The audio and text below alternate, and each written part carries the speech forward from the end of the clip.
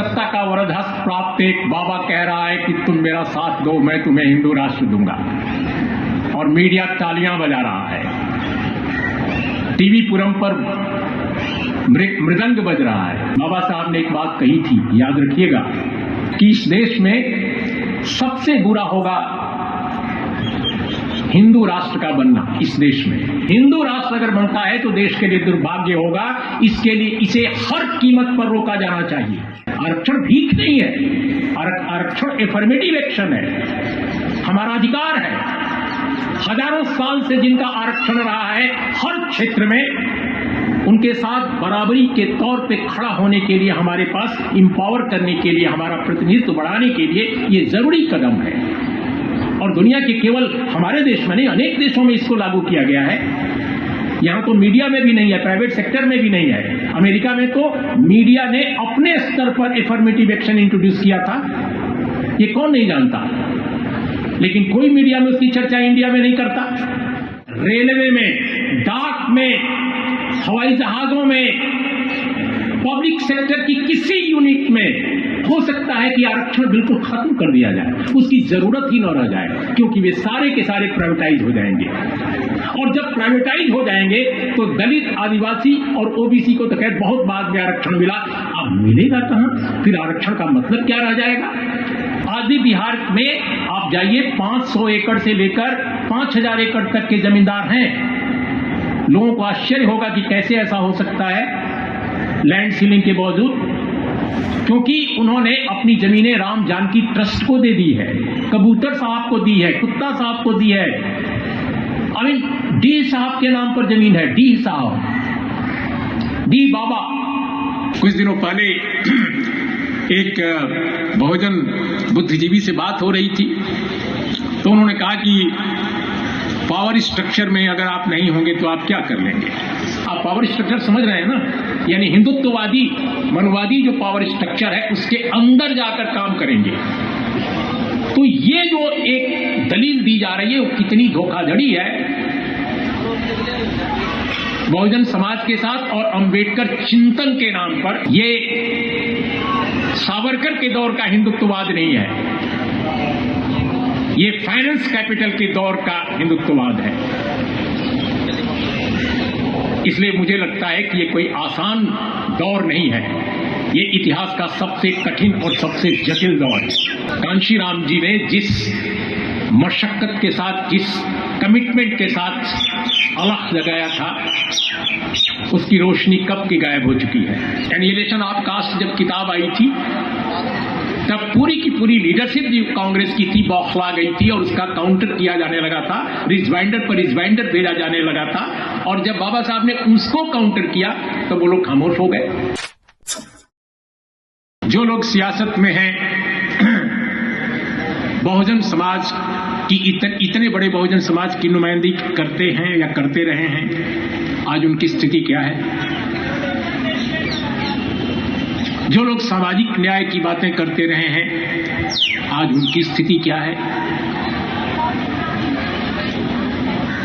हिंदुत्ववादी दक्षिणपंथियों के कोई बाएं पॉकेट में है, कोई दाएं पॉकेट में है, और कोई रास्ता खोजने की कोशिश कर रहा है कि वो कहां खड़ा होगा, वो किस पॉकेट में जाएगा।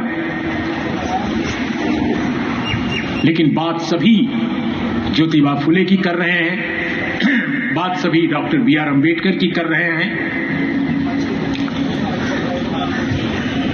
और सबसे बढ़कर तो वे डॉक्टर बी.आर. अम्बेडकर और ज्योतिबा फुले की ज्यादा बातें आजकल कर रहे हैं, जो हिंदुत्ववादियों और मनुवादियों की सबसे बड़ी जो फौज इस देश में इस वक्त शासन कर रही है उसके शीर्ष पर हैं। वो अभी बाबा साहब की बात कर रहे हैं। तो ये अजीब दौर है जब आपकी विरासत को छीनने की भी बहुत जबरदस्त कोशिशें हो रही हैं, और आप बिल्कुल खामोशी से ये पूरा खेल देख रहे हैं। हम लोग भी उस खेल में बीच बीच में आप सब लोग भी शामिल होने की कोशिश कर लेते हैं कि चलो तमाशा देखा जाए। कुछ दिनों पहले एक बहुजन बुद्धिजीवी से बात हो रही थी, तो उन्होंने कहा कि पावर स्ट्रक्चर में अगर आप नहीं होंगे तो आप क्या कर लेंगे? मैंने कहा बात सही है, लेकिन पावर स्ट्रक्चर आप अपना तो बनाइए। तो उन्होंने कहा कि अब उन्होंने देखिए इतिहास का कैसा उदाहरण दिया। मैं जानबूझकर आज खुलकर ये बात कर रहा हूं, भले ही संक्षेप में मुझे बोलना हो। उन्होंने कहा डॉक्टर बी आर अम्बेडकर को देख लीजिए, आप कैसी बात करते हैं। वो अंग्रेजी के विद्वान हैं, अंग्रेजी में लिखते पढ़ते हैं, जिन सज्जन की बात मैं कर रहा हूं। तो उन्होंने कहा कि अब बाबा साहब को देख लीजिए, आजादी की लड़ाई जब चल रही थी तो बाबा साहब जो है वायसराय काउंसिल के मेंबर थे, तो पावर स्ट्रक्चर में वो थे। तो ये तो बाबा साहब ने हमें सिखाया है। अब इतिहास की और इतिहास में एक महान चिंतक विचारक की भूमिका को कैसे डिस्टॉर्ट किया जा सकता है, इसका यह एक उदाहरण है। और मुझे लगता है कि आज की पीढ़ी के लोगों को यह समझना होगा। बाबा साहब का वक्त और आज के वक्त का फर्क समझना होगा। बाबा साहब ब्रिटिश साम्राज्यवाद जब भारत पे काबिज था, औपनिवेशिक हुकूमत थी, उस वक्त लेबर काउंसिल उस समय वायसराय काउंसिल के लेबर मेंबर के तौर पे वो जिन रिफॉर्म्स को आगे बढ़ा रहे थे वो भारत की आजादी की लड़ाई का एक अविभाज्य हिस्सा था, जिस अविभाज्य हिस्से को कांग्रेस की उस समय की लीडरशिप कैरी फॉरवर्ड नहीं कर रही थी। बाबा साहब का तो यही दबाव था कि स्वाधीनता आंदोलन के जो अपने को सबसे बड़े पुरोधा कहते हैं, पैरोकार कहते हैं, सबसे बड़े प्रवक्ता बने हुए हैं, और जाहिर है उस समय कुलीन जो समाज का वर्ग था उसी की लीडरशिप में आजादी की लड़ाई लड़ी जा रही थी। इस देश के दलित और उत्पीड़ित समाजों की नुमाइंदगी आजादी की लड़ाई की लीडरशिप में बहुत कम थी, नगण्य थी, बल्कि यूं कहा जाए। और जो भी दबाव बनाने की कोशिश बाबा साहब की तरफ से होती थी, उस दबाव को सिरे से खारिज किया जाता था लीडरशिप के द्वारा। ऐसे में एक बड़ा इंटेलेक्चुअल, एक बड़ा विचारक, जिसके पास भारत की आजादी के बाद के दौर का एक सपना था और बिल्कुल अलग किस्म का सपना था, गुणात्मक रूप से भिन्न था, वो क्या करता? तो मुझे लगता है कि बाबा साहब ने वही किया जो उनको करना चाहिए था, और जिन रिफॉर्म्स को कैरी फॉरवर्ड किया वो मैं समझता हूं कि वो अप्रतिम है। और आज भी भारत में अनेक ऐसे कानून है जो उन रिफॉर्म्स के आधार पर बने हैं। एनिहिलेशन ऑफ कास्ट जब किताब आई थी तब पूरी की पूरी लीडरशिप जो कांग्रेस की थी बौखला गई थी और उसका काउंटर किया जाने लगा था, रिजवाइंडर पर रिजवाइंडर भेजा जाने लगा था, और जब बाबा साहब ने उसको काउंटर किया तो वो लोग खामोश हो गए। तो आजादी की लड़ाई में उन सोशल रिफॉर्म्स को इनकॉर्पोरेट करने की कोशिश अगर नहीं की गई तो बाबा साहब के पास और क्या विकल्प थे। लेकिन मौजूदा दौर में जब विकल्पों की पूरी मतलब फेहरिस्त है, इतने सारे विकल्प हैं, और तब भी अगर कोई इंटेलेक्चुअल कहता है कि हम पावर स्ट्रक्चर जो है, आप पावर स्ट्रक्चर समझ रहे हैं ना, यानी हिंदुत्ववादी मनुवादी जो पावर स्ट्रक्चर है उसके अंदर जाकर काम करेंगे, तो ये जो एक दलील दी जा रही है वो कितनी धोखाधड़ी है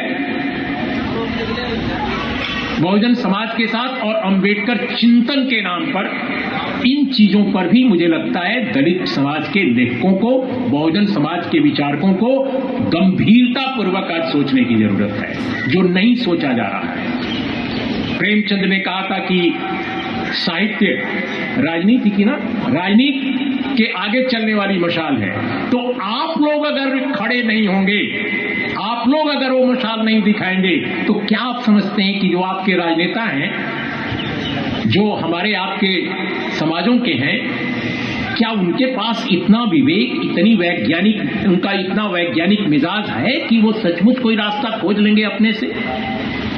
मुझे दुख के साथ कहना पड़ता है कि कहीं न कहीं हमारा जो बौद्धिक वर्ग है वह भी अपने समाज के जो राजनीतिक वर्ग के लोग हैं उनकी तरह वह भी कहीं न कहीं दुबक गया है, और अगर दुबका नहीं है तो कम से कम मशाल नहीं दिखा रहा है। इसलिए बच्ची सिंह जी की जो बात है वो उनकी सदिक्षा है, मेरी भी सदिक्षा है, और हमारी उनके जैसे असंख्य लोगों की सदिक्षा है, लेकिन वो असलियत आज की नहीं है। और जब तक इस असलियत को हम नहीं समझेंगे, हम मतलब आप सब मुझे लगता है हम कामयाब नहीं होंगे एक दिशा देने के लिए। कैसे इस समाज को दिशा दी जाए, क्योंकि ये एक ऐसे दौर की बात है जहां कोई अम्बेडकर नहीं है, कोई अम्बेडकर नहीं है, और उनके पास साम्राज्यवाद से लेकर के और हिंदुत्ववाद तक सारे के सारे मॉडर्न टेक्नोलॉजी से लैस एक से एक स्ट्रेटजिस्ट और एक से एक एडवाइजर्स हैं। ये सावरकर के दौर का हिंदुत्ववाद नहीं है, ये फाइनेंस कैपिटल के दौर का हिंदुत्ववाद है। इसलिए मुझे लगता है कि ये कोई आसान दौर नहीं है, ये इतिहास का सबसे कठिन और सबसे जटिल दौर है। कांशीराम जी ने जिस मशक्कत के साथ, जिस कमिटमेंट के साथ अलख लगाया था, उसकी रोशनी कब की गायब हो चुकी है। सामाजिक न्याय के जो पिछड़े वर्ग के नेता थे, आज उनकी स्थिति क्या है। वो मंडल का सिर्फ नाम ले सकते हैं, अपने को मंडलवादी कह सकते हैं, लेकिन मंडल कमीशन की 40 सिफारिशों में 3 सिफारिशों के बाद चौथी बताने को कहा जाए तो उनको नहीं मालूम होगा। ठीक वैसे ही जैसे मंडल कमीशन की जब रिपोर्ट आई थी तो अंग्रेजी हिंदी के अखबारों में रोज एडिटोरियल छपता था मंडल के कमीशन के खिलाफ। उस समय मैं पत्रकारिता में आ चुका था और देश के सबसे बड़े अखबारी समूह के हिंदी अखबार का रिपोर्टर था, नवभारत टाइम्स का। और मैंने उन संपादकों से जो रोज मंडल के खिलाफ एडिटोरियल लिखते थे, उनमें से 6 संपादकों से मैं मिलकर या टेलीफोन करके अपने दफ्तर से ये पूछा था कि मंडल कमीशन की जो सिफारिशें हैं आपने कितने समय पहले पढ़ी, कब पढ़ी थी। उनमें से सिर्फ एक अंग्रेजी के संपादक ने बताया था कि उन्होंने 3 दिन पहले पढ़ी है, और 5 ने कहा कि वो पढ़े ही नहीं है, लेकिन मंडल कमीशन की रिपोर्ट पर वो रोज एडिटोरियल लिख रहे थे। तो वही हाल आज हमारे नेताओं का भी है कि उनको ज्ञान विवेक से कोई मतलब नहीं है। तो जहां नागपुर से जो इस देश में अज्ञानता के अंधकार को फैलाने वाला सबसे बड़ा गिरोह है, वो इतनी तेजी से काम कर रहा है और इतनी स्ट्रेटजी के साथ काम कर रहा है, लेकिन नागपुर से एक और सेंटर है जो बौद्धिकता का, चेतना का, विवेक का सेंटर है, दीक्षा भूमि। उसकी महान ट्रेडिशन की बात तो हम करते हैं, हम दर्शन करने तो चले जाते हैं नागपुर दीक्षा भूमि में, लेकिन वो विवेक कहाँ है हमारे राष्ट्रीय जो विमर्श में, वो विवेक कहाँ दिखाई देता है। ये आज के लेखकों के लिए, विचारकों के लिए बड़ा सवाल है जो मेरे दिमाग में था। मैंने तैयारी नहीं की है, मैंने बताया ना कि सुबह से काम कर रहा हूं और अचानक आ गया, लेकिन मेरे दिमाग में जो चीजें आ रही हैं मैं आपके सामने पेश कर दे रहा हूं कि इन पर सोचिए, क्योंकि अगर आप नहीं सोचेंगे तो भविष्य इतना खराब है जिसकी कल्पना नहीं कर सकते हैं। अब किसी कवि ने अभी कहा ना कि वो आरक्षण के कारण, मतलब उन्होंने आरक्षण का नाम नहीं लिया, उन्होंने कहा बाबा साहब के कारण हमारे सब कुछ हुआ है। लेकिन आप जानते हैं 2 जनरेशन बाद क्या होगा। रेलवे में, डाक में, हवाई जहाजों में, पब्लिक सेक्टर की किसी यूनिट में हो सकता है कि आरक्षण बिल्कुल खत्म कर दिया जाए, उसकी जरूरत ही न रह जाए, क्योंकि वे सारे के सारे प्राइवेटाइज हो जाएंगे। और जब प्राइवेटाइज हो जाएंगे तो दलित, आदिवासी और ओबीसी को तो खैर बहुत बाद में आरक्षण मिला, अब मिलेगा कहां? फिर आरक्षण का मतलब क्या रह जाएगा? आरक्षण भीख नहीं है, आरक्षण एफर्मेटिव एक्शन है, हमारा अधिकार है। हजारों साल से जिनका आरक्षण रहा है, हर क्षेत्र में उनके साथ बराबरी के तौर पे खड़ा होने के लिए, हमारे पास इंपावर करने के लिए, हमारा प्रतिनिधित्व बढ़ाने के लिए ये जरूरी कदम है। और दुनिया के केवल हमारे देश में नहीं, अनेक देशों में इसको लागू किया गया है। यहां तो मीडिया में भी नहीं है, प्राइवेट सेक्टर में भी नहीं है। अमेरिका में तो मीडिया ने अपने स्तर पर एफर्मेटिव एक्शन इंट्रोड्यूस किया था, ये कौन नहीं जानता, लेकिन कोई मीडिया में उसकी चर्चा इंडिया में नहीं करता। तो मेरा कहना है कि बेमतलब बना दिया जाएगा एफर्मेटिव एक्शन के जितने प्रावधान भारत में हैं, उन सबको। लेटरल एंट्री एक छोटा सा नमूना है। अग्निवीर क्या है? सेना में ओबीसी के लोग, दलित लोग बहुत जाते हैं, उन बच्चों का क्या होगा भविष्य? आप सोचिए, 4 साल की नौकरी और उसके बाद क्या? और ये मत भूलिए कि जो अभी कुछ आपके सामने लॉलीपॉप दिखा रही है सरकार की ये करेंगे वो करेंगे, ये कोई अचानक नहीं है, ये सिलसिला बहुत पहले से शुरू हुआ है। इकोनॉमिक रिफॉर्म्स के साथ ही आया है। दो परिघटनाएं हुई थी उस दौर में, एक हुई थी बाबरी मस्जिद का डिमोलिशन और दूसरी जो घटना थी इकोनॉमिक रिफॉर्म्स का इंट्रोड्यूस किया जाना।